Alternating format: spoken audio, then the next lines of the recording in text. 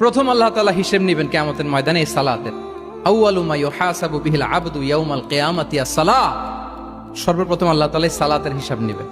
এই সালাতের হিসাব যদি আমরা সুন্দর করে দিতে পারি, সব সুন্দর হয়ে যাবে। এবং ঈমান আর কুফরের মাঝে পার্থক্য হচ্ছে এই সালাহ। আওয়াজ করে বলুন, ঈমান আর কুফরের মাঝে পার্থক্য কি? এটাতে কোনো ছাড় নাই, compulsory. Push yourself to offer Salah on time. এটাই আমাদের আইডেন্টিটি। মুসলিম আইডেন্টিটির প্রথম কথা হচ্ছে সালাত। যার সালাত নাই তার ঈমান নাই। আওয়াজ করে বলেন, যার সালাত নাই তার কি নাই?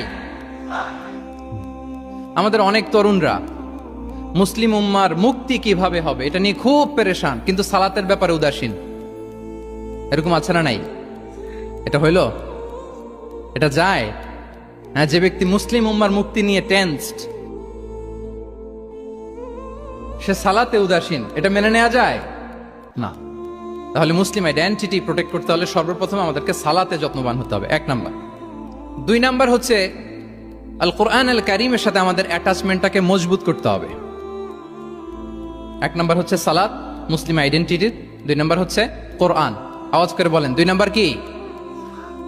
কোরআনের সাথে আমাদের অ্যাটাচমেন্ট বাড়াইতে হবে।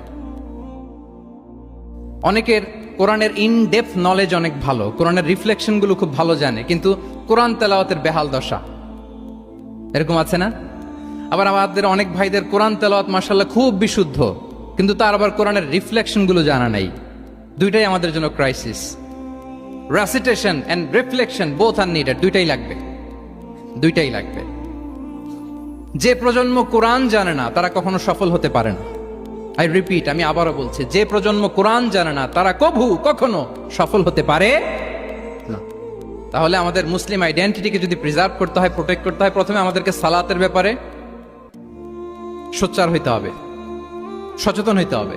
2 নম্বরে কোরআনের সাথে আমাদেরকে অ্যাটাচমেন্ট বাড়াইতে হবে। কোরআন যেমনি বিশুদ্ধভাবে আমার আবৃত্তি করতে, তেলাওয়াত করতে জানতে হবে, আবার কোরআনের রিফ্লেকশনগুলো, কোরআনের শিক্ষাগুলো আমাদেরকে জানতে হবে।